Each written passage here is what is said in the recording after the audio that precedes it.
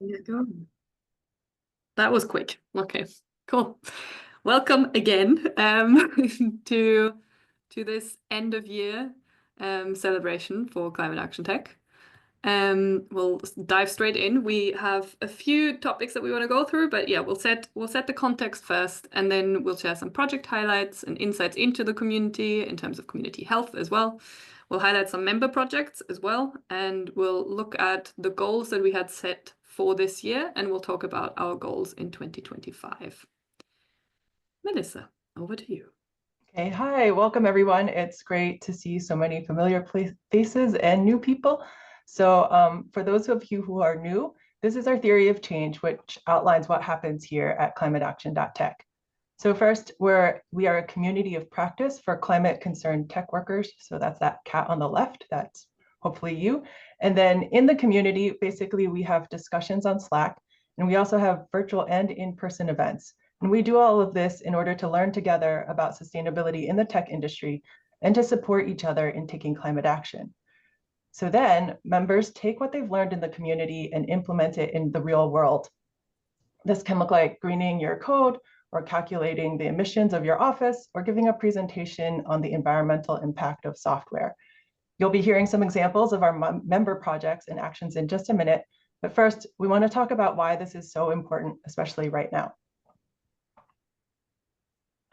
So what we found in the last year is that climate action at work is getting more difficult. Even though green software and sustainable IT practices are becoming more well-known, there were some shifts in 2024 that make climate action more risky.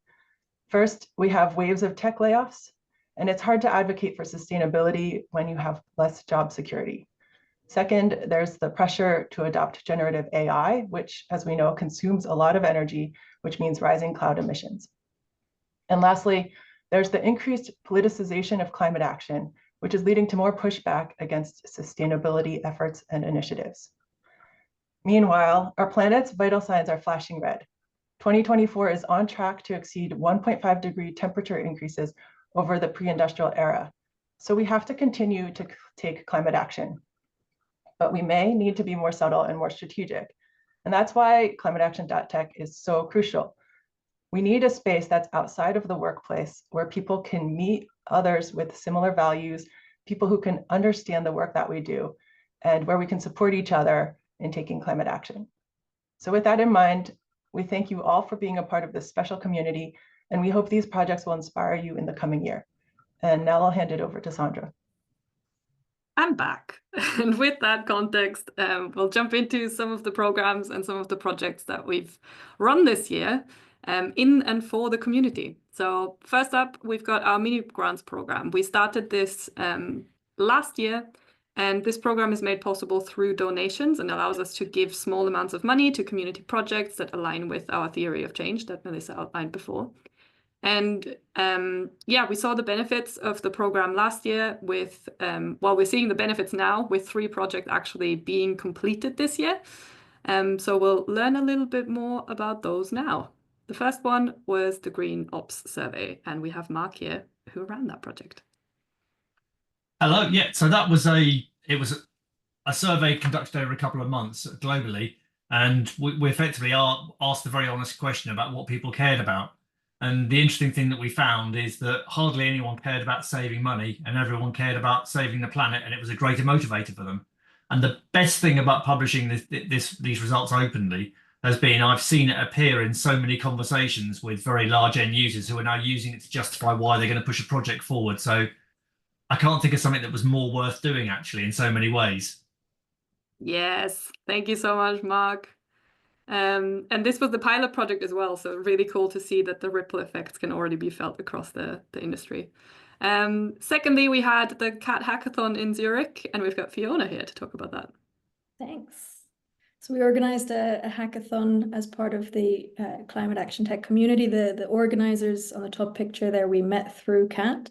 And it was a great event. And as a sneak peek, we are planning to do another one for next year. We're going to start organizing that. We're brainstorming for that in January to keep it going. Whoop, whoop. Thank you so much, Fiona. And then our latest completed mini grant was the CAT Generative AI Exploratorium, and we've got Alia here.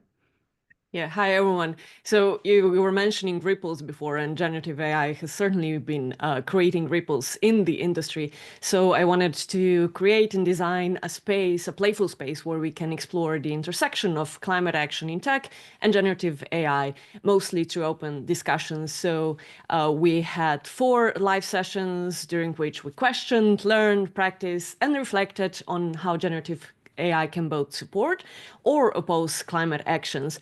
And if you're interested in hearing more about what we uncovered and all the many questions that still remain, you can head to the CAT blog to explore all the session recaps, various resources, and even activity prompts that I hope will spark additional discussions and explorations. And if you want to dive into the Exploratorium, you actually still can just join the Gen AI Exploratorium channel in the CAT Slack, and you can find a link to the mural that we used and start exploring at your own pace. Amazing. Thank you so much, Alia. And then currently ongoing, we've got a mini grant on case studies for product managers, and we've got Peter here to talk about that. Hi there. I should actually change my background. I'm actually not representing Rats Maps here today. I'm representing climate product leaders. So we are a nonprofit, registered nonprofit dedicated to driving awareness of the climate impact of our digital products within the community and to develop and teach best practices for product teams to reduce the emissions of their digital products. We do that a couple of different ways, including a playbook that we offer, and then also through teaching. And we published the playbook early in 2024. Thousands of downloads. The number one feedback was that it's really hard to go from theory to practice. And as a result, we decided to gather case studies and showcase those case studies in the next version of the playbook. And so that's what the CAT mini grant allowed us to do, was to run a campaign to find folks who had interesting stories and could help us illustrate our best practices. What we found was we actually had to work a lot harder than we anticipated in getting these submissions, which was really interesting. Usually, folks are more than willing to submit a case study and sort of build their brand, build their CVs, get some free publicity. But in this case, we had to work a lot harder for that. And that in and of itself is interesting because it suggests that product teams are not necessarily thinking in terms of climate impact when they are applying their frameworks. Because we really believe that good product management is climate positive product management. And there are product teams everywhere, every day, who are doing things to improve user experience, reduce cost, improve performance, improve the value for their customers. Those are all things that also have a climate impact. So I think the fact that it was difficult to get the case studies also illustrates how important it is for us to do this. So now we're at a point where we're getting sign off on final versions, and we'll incorporate those case studies into the next version of the playbook that we plan to publish early next year. And a really lovely side benefit of this campaign has been that many folks who we reached out to, maybe they didn't have a case study, but they were interested in getting involved. And so off the back of this campaign, we also launched our ambassador program and have a wonderful group of ambassadors who are now helping us revise the next version of the playbook. Amazing. Thank you so much, Peter. And from one campaign to another, we had a second campaign that was also run at Climate Action Tech over the past 2 years now, I guess. So the EcoWeb project started in 2023, and the aim was to raise awareness and motivate collaboration between departments to create more sustainable websites. And last year, the analysis of over 500 websites was started. And this year, the team of CATs continued by conducting a survey to get a deeper level of understanding of digital sustainability strategies within companies. Quite aligned, actually, with some of the things that Peter was also talking about. And the interesting thing there was we found that images and scripts make up the majority of the overall page weights, and we were able to confirm the benefits of green hosting. And we also realized that in terms of internal digital sustainability strategies, there are still significant awareness gaps, and this is also applicable across departments. And yeah, the final EcoWeb report will be published at the beginning of next year, so that's the next step for that. So keep an eye out on the CAT website and on our LinkedIn for that. Then we had another publishing project as well. So we published a new issue of Branch Magazine, which is an online magazine that's written by and for people who dream of a sustainable internet for all. And this issue 8 was very community focused, with a lot of cats being involved and featured in the issue. The theme was on finding beauty in the imperfect. And the next step for Branch is actually a redesign for the website itself, which is scheduled for 2025. And is going to use the grid-aware code that the Green Web Foundation is developing. So really exciting stuff coming up there. Then we had a few in-person things that happened in this community as well. And we've got Gail here to talk about that. Yeah, well, we offered for the second iteration of the conference on green IT called Green IO London, we offered a free boost to climate action tech. And I say we, with my organizer hat of this conference, but being also a CAT member, I guess I'm a complete schizophrenic here. But anyway, I think we can say it was a great success because CAT members were able to reach out not only the people attending the Green IO conference, but also all the people attending other tech conferences that are nested within the Green IO conferences and who are not there at all to talk about sustainability. Plus, I think it was a pretty cool event for people to gather from the CAT community and just meet in person. So I would say that we will have 5 more events next year, and wherever the CAT community is strong enough or willing enough to either participate or even host their own booths, I'm very confident that the Green IO organizers will allow them to do so. So yeah, that was really cool. And I think it's, I don't know, it's something like 60 or 70 contacts, qualified contacts they made. So it's pretty big for a conference for over 2 days. Yeah, amazing. Thank you so much, Gail. Yeah, and another in-person thing that we had in the community this year is the Code Green London meetups. So we're staying in the London space for a bit longer with that. So with this local meetup, we want to build a bigger and stronger green tech community in London. And this is very much like volunteer driven. And yeah, CAT was able to help provide the space for these events. We had cats talking at those events, and we got to know each other at the meetups that were organized in 2024. And next, we want to keep that going and organize more events in 2025 as well. And if people in other locations as well within the community are interested in running more of those events, this is something we're very, very happy to support from a community perspective. All right, a slight switch now. These were all some of the highlights and projects that we ran this year. But as volunteers, we also keep our Slack community alive and we ensure that we have regular content publishing. And all of that combined has an impact on our members. So we have a few kind of slides ready for about our community health. So looking at Slack itself, we passed 10K members on Slack this year, and we have active members ranging between 300 and 500 per week. Our most active channels are the questions and ideas, the share your work, and the greener web dev channels. And we had the Cat Roulette program. We kept that going this year as well. So through that, cats are matched up in pairs or trios, and we had 151 matches this year. Which is really exciting and gives all of us an opportunity to also get to know each other a bit more. And then in terms of changes we've made this year, we introduced our greener software channel to make the community purpose a little bit more clear, and we've also updated our moderation guidelines.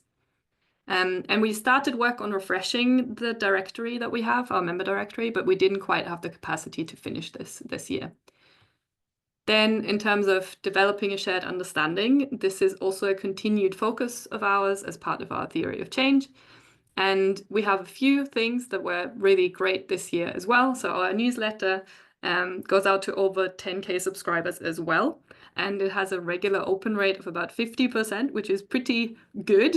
And we also managed to publish 16 blog posts this year. This was a goal that we set ourselves as well, to keep regular publishing on our website going, and we did that. And we had a solid 25 cats contributing to our internal knowledge base outline, where we capture conversations that go on in the community and that we want to keep track of. And then from a volunteering and basically just members getting more involved perspective, all of these continued efforts wouldn't really be possible without our volunteers. And we're very proud of having 27 volunteers in the group who help us keep everything running. And even though last year we realized that, or actually this year, that our events, that we don't have as much capacity in the volunteer group to organize events, we've had members step up from within the community who started organizing smaller, informal, in-person events. And we also had through the mini grants, we were able to run those bigger projects as well and have members basically come in and run with those projects. And then we also send out a member survey, and Owen is going to chat about that. Hey, everyone. I've been helping Sandra out a bit with the member survey. So generally, we send out a survey once or twice a year. In this case, we only sent it out in January. For that survey, we got about 40 responses. In general, I want to encourage people, please take the survey. It doesn't matter if you're new to the community, you've been with the community for a long time. If you've answered the survey before, the survey is really helpful in terms of allowing us to understand the general sentiment in the community and help us address areas where we're looking to improve. So with this iteration of the survey that's just now live, we are trying to dig a little bit more into the onboarding experience, which is something that we're looking to improve for new members joining the community. So in general, it's been super helpful. Some highlights, as you can see on the slide, most members of the community are fairly experienced in terms of their understanding of climate and tech.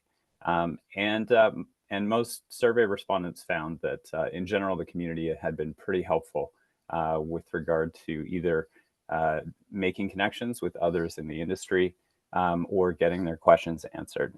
So anyway, just to reiterate, please take the survey. We'd love to get more than 40 responses. We'd love to see a larger sample of the overall community respond to the survey. So both please take the survey after the webinar and also do what you can within your own channels to encourage others to provide a response. Amazing. Thank you so much, Owen. All right. One of the coolest things in my mind is also seeing the ripple effects of CAT members taking action in their role. And we do this every year now, where we have this CAT member pause presentation as well, which pause stands for projects, actions, wins, and stuff you learned at CAT. And this is basically the part of the theory of change that Melissa was mentioning in the beginning, where the climate concerned tech worker comes in, exists within our community, and then goes out to take action in their work and in their area. And this is the chance for us to actually see some of that, because that is often invisible to us in the volunteering group. So it was really cool to see that. So these are just a few highlights. The full presentation is also linked in this presentation, but yeah, this is a great example around learning within the community and then making that learning more accessible to others. So Isabella learned about the term permacomputing and then spread the word on this with an open source list of resources on this topic, which was really cool to see. And then Alex, Tim, Mike, and Ines, they're not only cats, but they're also members of the Sustainable Web Interest Group. And that's now an official part of the W3C ecosystem, and they're gearing up for an update to the web sustainability guidelines next year, which is really exciting as well. So it's cool that members from CAT can also coexist in other sustainability spaces and make impact there. And then Gail already spoke about Green.io and the conferences where we collaborated from the CAT perspective as well. But Green.io also exists as a podcast, and Gail has brought the knowledge that we hold within the community to a broader audience with that podcast as well. And out of all of the guests on his podcast this year, more than 35% were CAT members. So it's a real kind of ripple effect again of our community, just like the knowledge within the community going out to a wider group. Then for myself, I added this one in because this is another example around learning. So I learned about sustainability and AI this year, and part of that was also through the mini grant that Alia mentioned. And I actually took a lot of this learning back into my company and then spoke there and raised awareness on this topic in various forums as well. And that's far from everything. As I said, there's lots more in this additional deck. So whether it's an action at work or in the industry, CAT members have been busy. So definitely be sure to check out the full presentation. All right, those are all of the amazing things that have happened within the community. But we also set ourselves some goals at the beginning of the year. And basically now we want to do a little bit of a check-in and just see whether we delivered on those goals or not. So starting with community projects, we definitely continued what we set out to continue. And even though we dialed down our online events, as I mentioned, CAT members still connected on Slack and in person and through our mini grants event series. So there's multiple other things that kept those connections going. The one thing that we didn't have capacity for was any new work on creating a sense of identity. So we had this in our backlog for a while to kind of put more attention to this, but we didn't quite get around to that. And then in terms of our structure, we wanted to find a new organizer, which we didn't achieve this year, but we are looking for a new organizer. So more on that in a second. We also wanted to grow our core community of active members. And although activity is consistent on the Slack, we're not seeing like huge growth. So it's good, we're good, but we're not exceeding our expectations, I guess. And we are planning to increase community participation as well with decision making. And we had 2 open organizing meetings already. So that was the original plan, was to increase the participation. So we had the open organizing meetings, but we also have an assembly in progress, and that's what we want to focus on in the next year. And Melissa's going to share a little bit more about that in a second. And last but not least, our mini grants have been super helpful with the aligning our mission needs with our member needs, because our members actually get to say, hey, I want this project to exist. And then we can fund it. So that's been a really good kind of vehicle for making progress on that last goal. All right, time to look at the future. We've got a few ideas around 2025, and I'll hand it back over to Melissa. Thanks, Sandra. First, I just want to pause and say that was amazing. So exciting to see all of those projects. Even though I'm in Slack a lot, sometimes like some of those I didn't know about. So congratulations to everyone who's here, who's worked on those projects and getting the word out about sustainability in the tech industry. Okay, so our big goal for 2025 is restructuring CAT so that we can build more capacity and include more members in decision making. It sounds a little corporate, but this change will enable us to do more projects like the ones you just saw, and include more people in the decision-making process. And ultimately, this is about how CAT can be sustainable as an organization and continue for another 5 to 10 years. So this is our current structure. It's pretty top down, as you can see. The rectangles aren't to scale, but they kind of give you an idea of how many people are in each group. So we have 4 directors and 3 organizers at the top. That's not 7, it's 3 to 4 of the same people. And we set the roadmap and strategy for the year. So we use that to manage our volunteers. And as you've heard, we have like about over almost 30 now, and they host channels, create contents, organize events. You've probably seen them around, or if you are a volunteer, thank you. And so together we do the community management and programming for the community. So we do consider feedback from the members through Slack and through open meetings, but it's infrequent. So a lot of times it's just a few people making decisions for a community of over 10,000 people, which really isn't ideal. We've always envisioned a more member-driven community. So what does that look like? Looks like this with a few more arrows. Our goal is to have a structure that allows for informed participatory organizing. We want to add more directors and an assembly to the current CAT structure. So those are the two dark blue boxes. So first, we'll separate the directors and organizers and increase the size of both. So instead of 3 to 4 people, we'll have hopefully 12. So we're going to do a lot of recruiting. If you're interested, please reach out. The directors will advise the organizers with strategy and assist on the projects needed. We really, really need more capacity in the leadership group, as well as more expertise in sustainability, tech, policy, fundraising, and other areas. So if you're interested or know of anyone, please get in touch with me. You can just direct message me. I'm Melissa in Slack. And the second component is the assembly. The assembly will be a dedicated group of CAT members who have committed to attend open meetings and town halls, participate in surveys, and basically act as ambassadors for CAT projects. The assembly will also have voting rights and approve of changes to CAT policies, vote on who we collaborate with, decisions like that, which are right now kind of just locked at the top. We really want to know what CAT members think. So this will be a group that can help us understand what's happening in the community, in the industry, and around the globe. Next slide, please.